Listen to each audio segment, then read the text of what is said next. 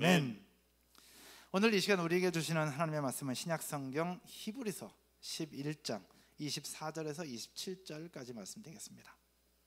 오늘 우리에게 주시는 하나님의 말씀은 신약성경 히브리서 11장 24절에서 27절까지 말씀입니다. 히브리서 11장 24절에서 27절까지 다 찾으신 줄 알고 제가 24절, 여러분이 25절 함께 읽겠습니다. 믿음으로 모세는 장성하여 바로의 공주의 아들이라 칭함받기를 거절하고 도리어 하나님의 백성과 함께 고난받기를 잠시 죄악의 낙을 누리는 것보다 더 좋아하고 그리스도를 위하여 받는 수모를 애굽의 모든 부하보다 더 큰 재물로 여겼으니 이는 상 주심을 바라봄이라. 믿음으로 애굽을 떠나 왕의 노함을 무서워하지 아니하고 곧 보이지 아니하는 자를 보는 것 같이 하여 참았으며. 아멘. 오늘 봉독한 말씀을 가지고 업그레이드, 첫 번째 더 나은 삶으로 라는 제목으로 말씀을 나누도록 하겠습니다. 이제 오늘부터 업그레이드 시리즈로 여러분들과 말씀을 나누게 될 것인데, 오늘은 첫 번째 시간입니다. 여러분, 업그레이드 하면 이게 무슨 말일까요? 업그레이드, 그레이드를 높여라, 우리의 수준을 높여라 라는 그런 뜻을 가지고 있잖아요. 원래 업그레이드라는 표현은 기계나 컴퓨터 시스템을 개선해서 더 좋게 만드는 것을 업그레이드라고 얘기를 합니다. 또 비행기 좌석이나 호텔 객실 등을 잡을 때에 상위 등급으로 더 높일 때 업그레이드라는 표현을 사용을 합니다. 오늘 여러분들과 함께 업그레이드 시리즈를 가지고 오늘은 더 나은 삶으로 라는 제목으로 말씀을 나눌 것인데요, 현장에 계신 분들뿐만 아니라 온라인으로 예배하시는 분들도 오늘 예배를 드리면서 우리의 삶에 대한 부분들이 다시 한번 한 단계 더 업그레이드 되는 저와 여러분 모두의 삶이 되어지기를 주님의 이름으로 축원드립니다.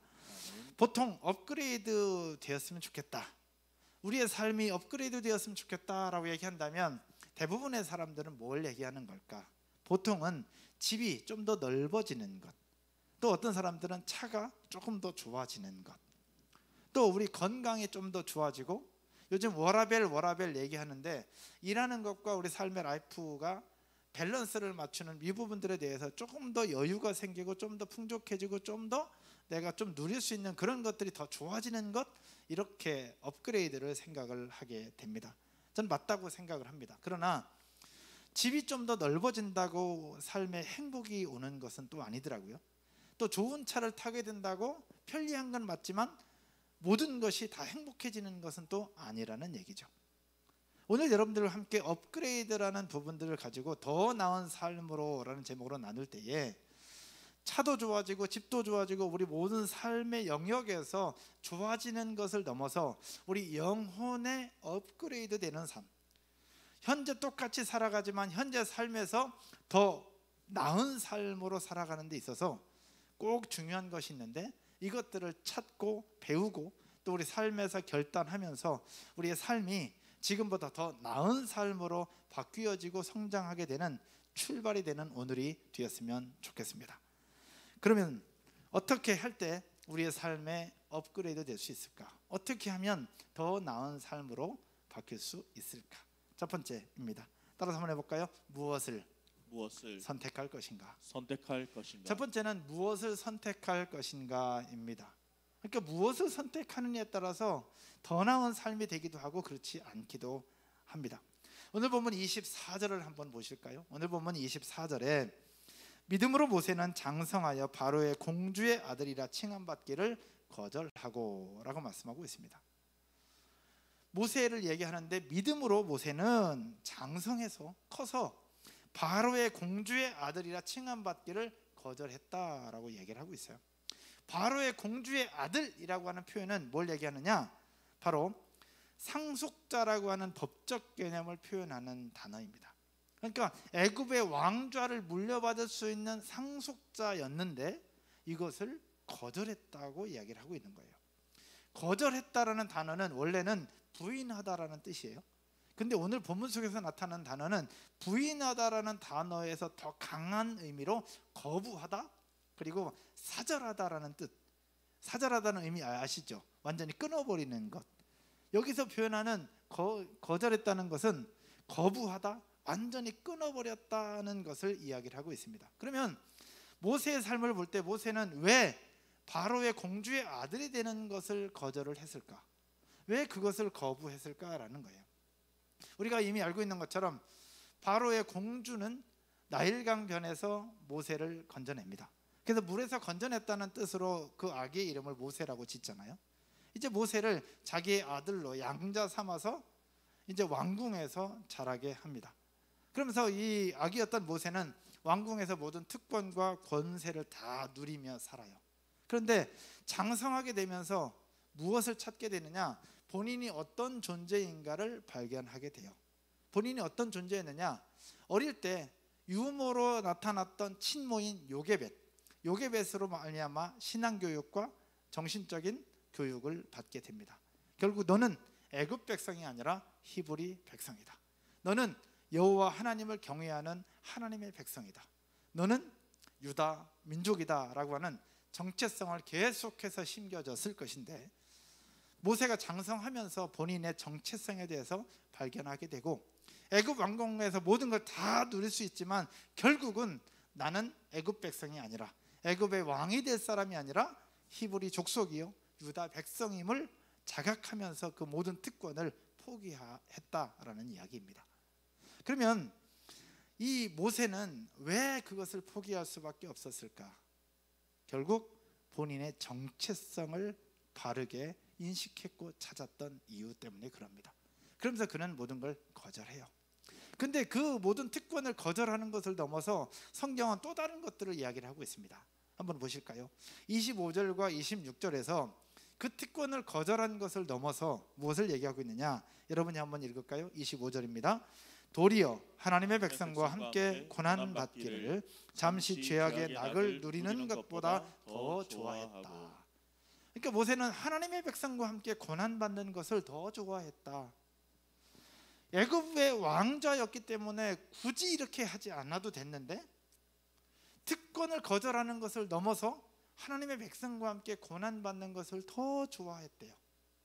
근데 여기서 끝나지 않아요. 26절 한번 더 볼까요? 26절에 그리스도를 위하여 받는 수모를 애굽의 모든 보화보다 더 큰 재물로 여겼다. 그러니까 그리스도를 위해서 받는 수모를 애굽의 모든 보화보다 더 큰 재물로 여겼다라는 겁니다. 제정신이 아니죠. 모세는 제정신이 아니에요. 왜 그것을 포기할 것이며 왜 그것을 그렇게 생각을 하고 있을까라는 얘기죠.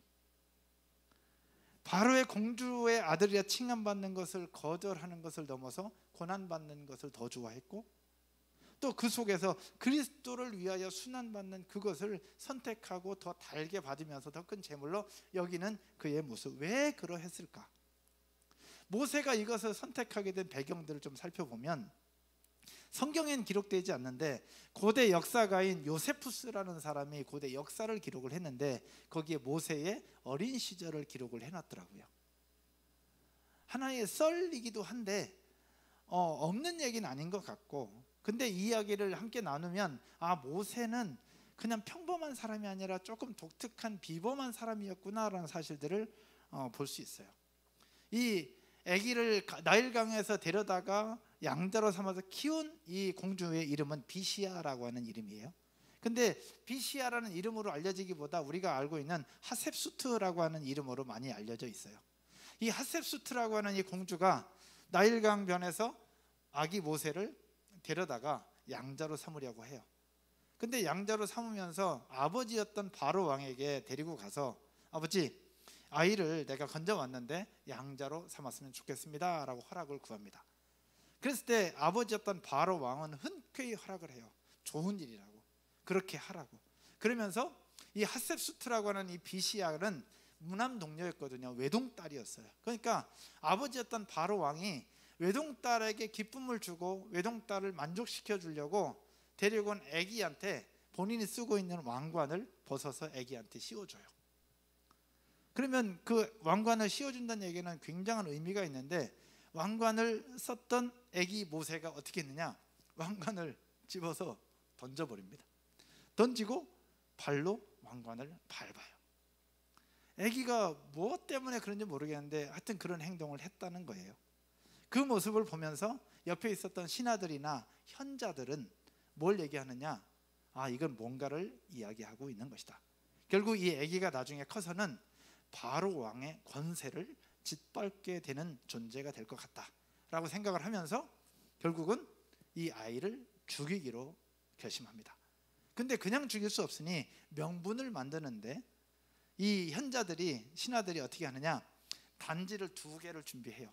하나는 보물을 담은 단지, 하나는 불이 붙은 석탄을 담은 단지를 2개를 준비하고, 만약에 이 아기 모세가 이 보물을 손에 잡으려고 하면 죽이자. 그러나 이 횃불, 불에 붙은 횃불을, 석탄을 잡으면 살려주자. 아기였던 모세가 둘 중에 무엇을 잡았을까요?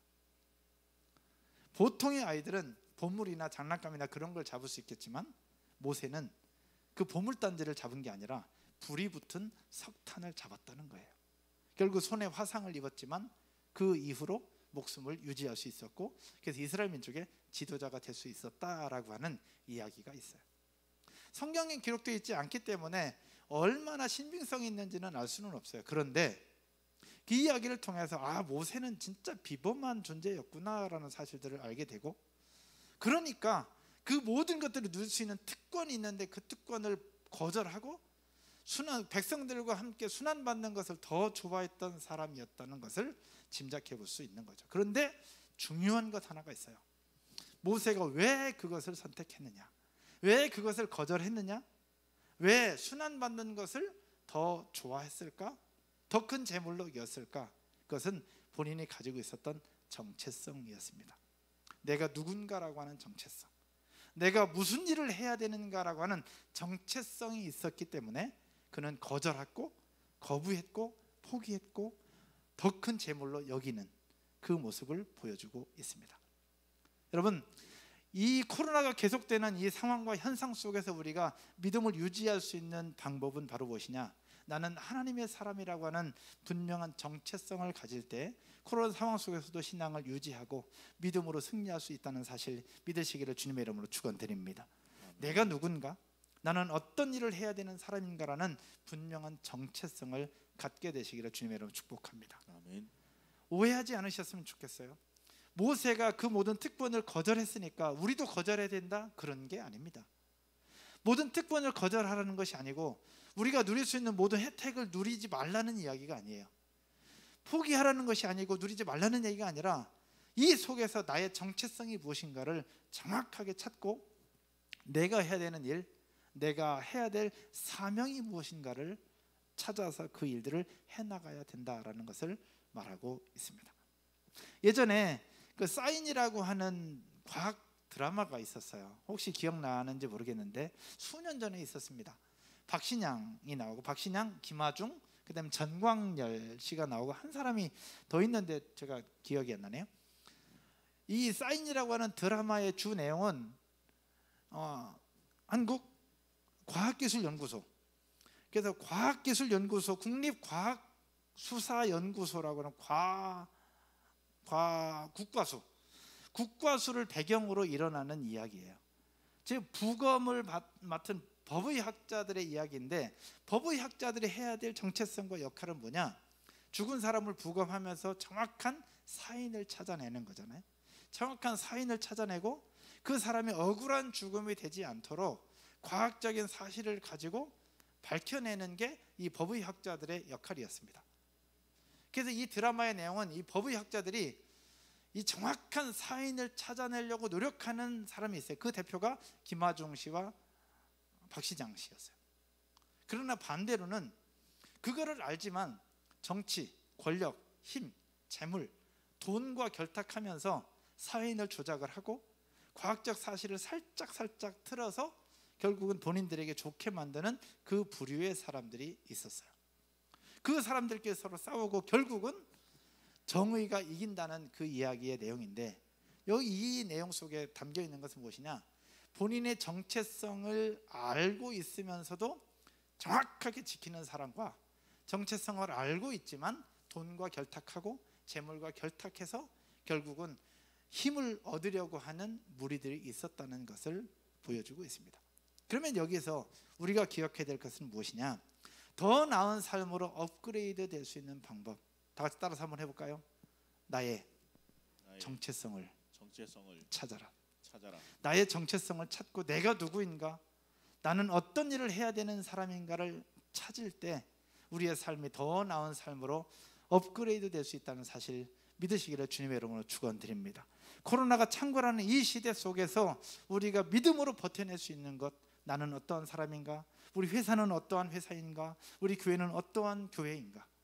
지난주부터 우리 교회 사명선언문을 함께 선포하기 시작했습니다. 예전까지는 더 행복한 교회는 하나님을 경험하라, 소모임을 움직여라, 가정을 세워라, 다음 세대가 예배하라, 이웃과 함께하라는 5가지 핵심 가치를 가지고 교회가 필요한 곳에 또 하나의 교회를 세우는 하나님의 나라 공동체입니다 라고 우리가 고백을 했어요. 이 고백이 변화되진 않아요. 그러나 조금 더 심플하면서도 좀 더 확실한 선교적 사명을 가지고 제가 기도하면서 정리한 것이 이것입니다. 우리는 건강한 교회가 되어 건강한 가정을 세우고 미래 세대 리더를 키워 하나님 나라 확장에 공헌한다. 한 줄로 분명한 사명을 찾고 우리 교회의 정체성을 찾아야 되겠다라는 생각들을 하게 되었습니다. 이 시대에 수많은 교회들이 있지만 모든 교회가 다 똑같은 것이 아니고 우리만이 해야 될 역할이 있다라는 겁니다. 그러면 우리 교회를 넘어서 오늘 예배하고 있는 저와 여러분의 인생과 삶에도 분명한 사명이 있고 분명한 정체성이 있습니다. 이 정체성을 정확하게 찾을 때에 우리의 삶 속에서 더 나은 삶으로 업그레이드 될 수 있음을 기억하고 그렇게 살아가고 도전하는 저와 여러분 모두가 되기를 주님의 이름으로 축원드립니다. 아멘. 두 번째요, 어떻게 할 때 더 나은 삶으로 발전할 수 있을까? 두 번째는 무엇을 바라보느냐에 따라 달려 있습니다. 따라서 한번 하겠습니다. 무엇을 바라볼 것인가? 사람은 무엇을 보는가에 따라서 삶의 태도가 달라지고요, 삶의 방향이 달라지고 삶의 질도 달라집니다. 수년 동안 저에게 유튜브 링크를 보내주고 계시는 어르신이 계십니다. 수년 동안 보내주세요. 지난주에도 또 보내주셨어요. 끊이지 않고 보내주세요. 근데 유튜브의 내용은 무엇이냐? 현 정부를 비판하는 내용입니다. 제가 받아도 그냥 계속 거절하고 그냥 없애도 또 오고 계속 그래요. 근데 그 모습 속에서 어르신이니까 그래도 저를 향한 마음이 있어서 보내주는데 그게 너무 부담스러워요. 그 언젠가는 한 번은 저 죄송한데 이런 거 안 보내주셨으면 좋겠습니다 그랬더니 아 그런가요? 네 알겠습니다 했는데 그 다음 주 또 보내더라고. 계속 보내는 거예요. 근데 그분이 보내는 내용은 항상 그 내용이에요. 근데 저에게 유튜브 링크를 또 보내주시는 또 한 목사님 계세요. 어르신 목사님이세요. 근데 어르신 목사님은 무엇을 보내주시냐? 본인이 큐티한 내용을 보내주시고 또 찬양과 좋은 어떤 신앙적인 유튜브 링크를 보내주고 계세요. 똑같은 유튜브 시스템입니다. 똑같은 유튜브 시스템이에요. 근데 내용은 완전히 달라요. 똑같은 시스템인데 왜 다를까? 그것은 무엇을 보고 있느냐, 무엇을 생각하느냐에 따라서 내용이 달라지는 것 아닐까요? 유튜브가 그렇잖아요. 정치 얘기를 보면 계속 정치 얘기가 계속 뜨잖아요. 설교를 들으면 설교가 계속 뜨고요, 찬양을 들으면 찬양이 계속 옆에 뜹니다. 계속 연결된다는 거예요. 무엇을 보고 있느냐에 따라서 인생의 방향이, 삶의 방향이, 삶의 질이 달라지는 겁니다. 여러분들은 현 시대 속에 무엇을 보고 계십니까? 이 코로나가 계속 되어지고 이제 뭐 변이 바이러스 여러 가지 부분들이 생겨나니까 여러분들은 뭘 보고 계실까요? 어떤 분은 아침 일찍 일어나서 큐티를 하고 말씀을 보는 사람이 있는가 하면 어떤 분은 아침 일찍 일어나서 확진자 수가 몇 명이나 되는가 그것부터 보고 코로나 상황부터 보는 분들도 계실 수 있어요. 여러분은 무엇을 먼저 보고 계십니까? 우리가 무엇을 보느냐에 따라서 인생과 삶의 질이 달라지는데 오늘 본문 속에 나타난 모세는 무엇을 보고 있었을까? 모세가 무엇을 보고 있었을까요? 오늘 보면 26절 한번 보겠습니다. 26절입니다. 같이 한번 읽을까요? 시작. 그리스도를 위하여 받는 수모를 애굽의 모든 보화보다 더 큰 재물로 여겼으니 이는 상 주심을 바라보니라. 아멘. 모세의 고백인데 그리스도를 위해 받는 수모를 애굽의 모든 부하보다 더 큰 재물로 여겼는데 왜 그랬느냐? 상 주시는 이심을 바라봄이라. 여기서 바라본다라는 표현은 미완료 과거형입니다. 미완료 과거형이라는 얘기는 아직 완료되지 않았는데 과거형이라는 얘기예요. 무슨 얘기냐? 상 주신임을 바라보고 있었던 것이 그냥 우연찮게 갑자기 바라보게 된 것이 아니라 과거부터 지금까지 계속해서 바라보고 있는 상태를 이야기하고 있는 거예요. 그러면 모세가 왜 상 주시는 이 심을 바라보고 있을까? 그럼 모세가요, 애굽의 왕좌를 버리고 자기 백성들 사이로 들어가고 그 고통 속으로 들어간다는 것, 정상적인 것은 아닙니다. 우리가 생각을 해볼 때 오히려 지금 생각해 볼 때 만약에 제가 코치할 수 있다면 전 그렇게 코치할 것 같아요.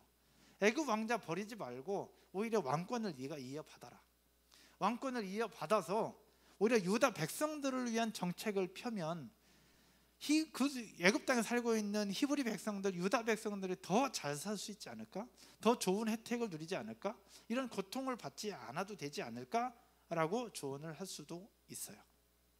근데 모세가 이런 사실을 몰랐을까? 과연? 그렇게 하면 더 잘 될 거라는 걸 몰랐을까요?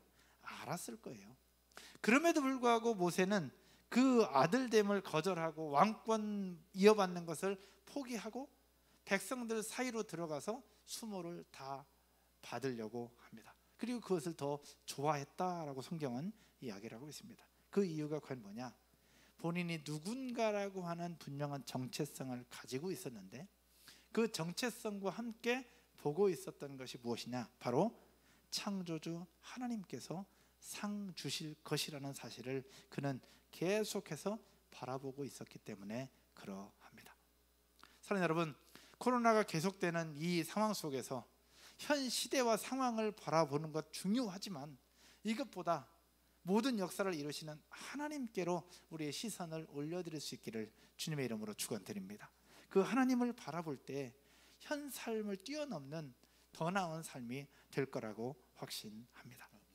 오늘 보면 27절에서도 모세가 무엇을 바라보고 있었는가를 이야기를 하고 있습니다. 27절 여러분이 한번 읽어볼까요? 온라인으로 예배하시는 분들도 함께 한번 읽어보겠습니다. 27절이요. 다 같이 시작. 믿음으로 애굽을 떠나 왕의 노함을 무서워하지 아니하고 곧 보이지 아니하는 자를 보는 것 같이 하여 참았으며. 아멘. 여기서 믿음으로 애굽을 떠났어요. 그랬을 때 왕이 노함을 무서워하지 아니하였대. 그러니까 바로 왕이 화내는 것, 분노하는 것을 화내지 아니했대요. 왜 그랬느냐? 그러면서 그 다음 절에 곧 보이지 아니하는 자를 보는 것 같이 하여서 참았다. 보이지 아니하는 자를 보는 것 같이 했다. 보이지 아니하는 자는 누굴까요? 창조주 하나님이셨죠. 하나님이 보이지 않았지만 보이지 않는 그분을 보는 것 같이 하여 참았다라는 얘기예요. 그 얘기는 뭐냐? 아까 바라봄이라는 표현처럼 우리 눈에 보이지 않지만 그분이 약속을 이루시는 분이고 그분이 상 주시는 이심을 기억하면서 그를 계속해서 바라보고 있었다는 것을 보여주고 있습니다. 즉 모세가 계속해서 보고 있었던 것은 무엇이냐? 보이지 않는 하나님이셨습니다. 사랑하는 여러분, 종교개혁자 루터가 이렇게 이야기를 합니다. 누구나 보는 것을 보지 않고 누구도 보지 않는 것을 보는 것이 믿음의 본질이다라고요. 그러니까 누구든지 보는 것을 보는 것은 그렇게 중요하지 않다는 거예요. 대단하지 않다는 얘기예요. 그러나 누구도 보지 않는 것, 누구도 보지 못하는 것을 보는 것, 이것이 믿음의 본질이다라는 얘기죠. 그래서 오늘 예배하는 저와 여러분이 대단한 이유 중에 하나가 뭐냐? 우리가 하나님은 눈에 보이지 않아요. 눈에 보이지 않지만 그럼에도 불구하고 보이지 않는 하나님을 보는 것처럼 생각하고 그 하나님을 의지하고 그 하나님을 믿으면서 이 어려운 중에도 현장으로 와서 예배하고 온라인으로 영상을 켜서 예배하는 여러분들이 그래서 대단한 거예요. 보이지 않는 분을 보는 것 같이 하여 예배하고 참으며 버텨내는 삶, 이것이 바로 더 나은 삶인데 이번 기점으로 현재의 삶에서 한 단계 더 성숙해지고 더 성장할 수 있는 저와 여러분 모두가 되기를 주님의 이름으로 축원드립니다. 모세가 그 어려운 환경, 나갔을 때 광야에서 애굽 왕이 쫓아오는데 그것을 이겨내고, 또 계속해서 불평하는 백성들의 그 불평을 이겨내면서 흔들리지 않고 끝까지 할 수 있었던 이유, 본인이 누군가라고 하는 분명한 정체성을 가지고 있었고 상 주시는 이시는 하나님을 향하여 계속해서 바라보고 있었기 때문에 이겨낼 수 있었다는 사실 기억하면서 현재 삶에서 어려움이 아니라, 아픔이 아니라 진짜 주인이신 하나님을 바라봄으로 멋지게 이겨내는 저와 여러분 모두가 되기를 주님의 이름으로 축원드립니다. 말씀의 결론을 맺으면서요, 오늘 모세의 삶을 함께 보았습니다. 다음 주에는 기드온의 삶을 함께 나누게 될 것입니다. 다음 주에는 현장으로 모일 수가 없고 비대면으로 드리게 될 것인데, 비대면을 통해서도 더 나은 삶에 대해서 두 번째로 함께 볼 것입니다. 근데 오늘 모세의 삶을 보면서 우리가 생각해야 될 것이 있습니다. 거절하였다, 선택하였다, 여겼다, 포기했다, 참았다. 히브리서 11장 24절, 5절, 6절, 7절에서 그런 표현들이 있어요. 바로의 공주의 아들이 되는 것을 거절했다.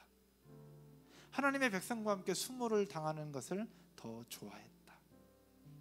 그리스도를 위해서 수모를 받는 것을 더 큰 재물로 여겼다. 그는 더 좋은 것을 선택할 수 있지만 더 힘든 것을 선택했다. 모세의 삶에서 이런 표현들 어디서 많이 한번 본 것 같지 않으십니까? 누군가의 인생과 비슷합니다. 그 누군가의 인생이 바로 예수 그리스도이십니다. 오늘 보면 26절을 한번 볼까요? 26절에 성경은 이렇게 기록하고 있습니다.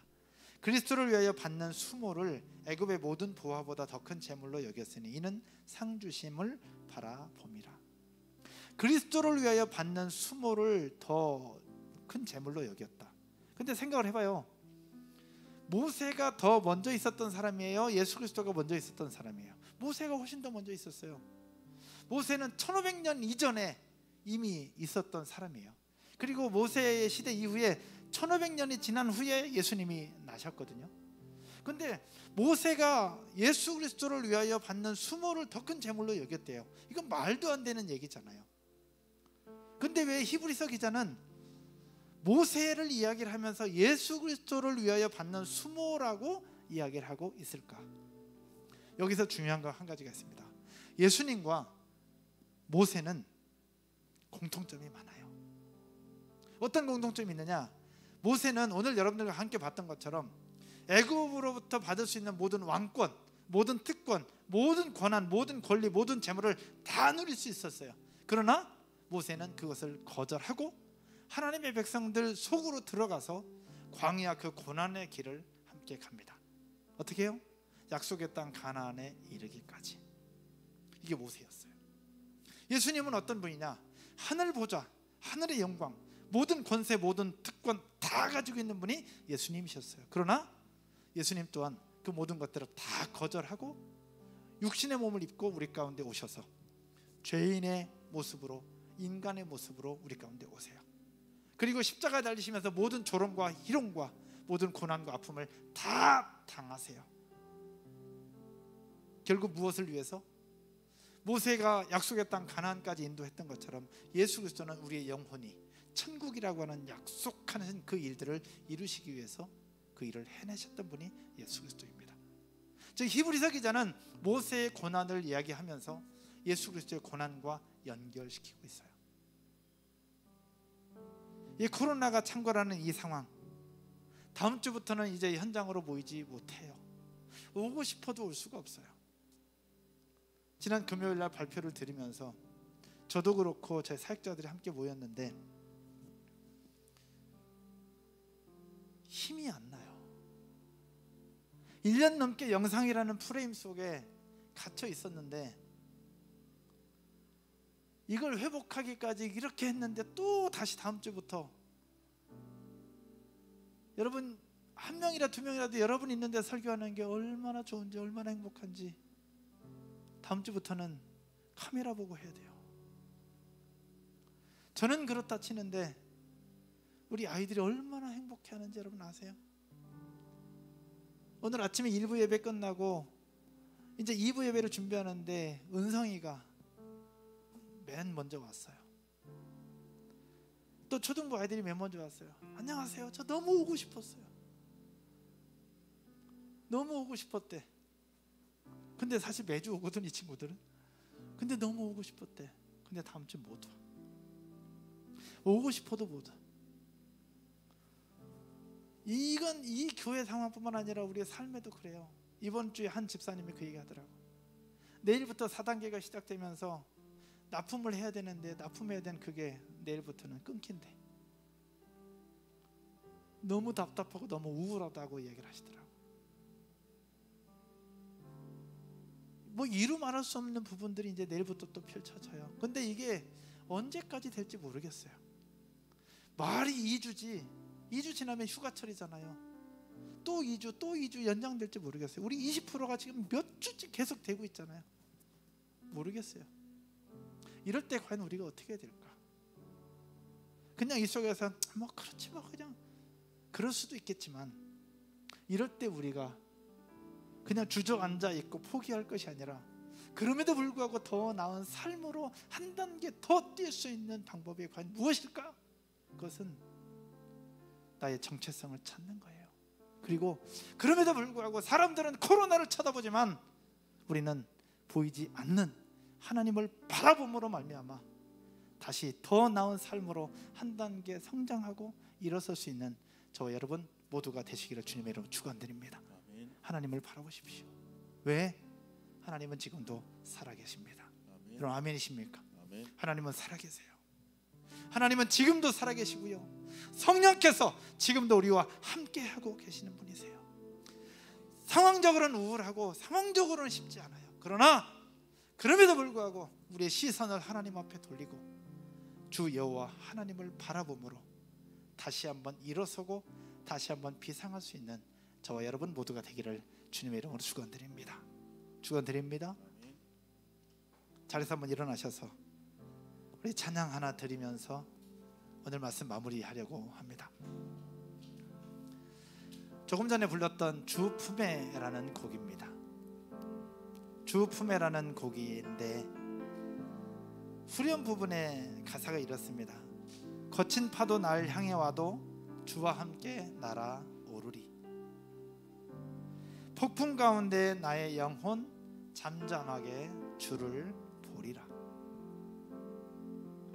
사랑하는 여러분, 모세가 그 모든 것들을 포기했음에도 불구하고 그 누구보다 더 멋진 삶을 살아내고 더 나은 삶을 살 수 있었던 것은 본인의 정체성을 알았고 상 주시는 이이신 하나님을 바라보았기 때문에 가능했습니다. 예수님께서 이 땅에 육신의 몸을 입고 오셨을 때에 본인이 어떤 역할을 해야 되는지에 대한 분명한 정체성을 가지고 계셨습니다.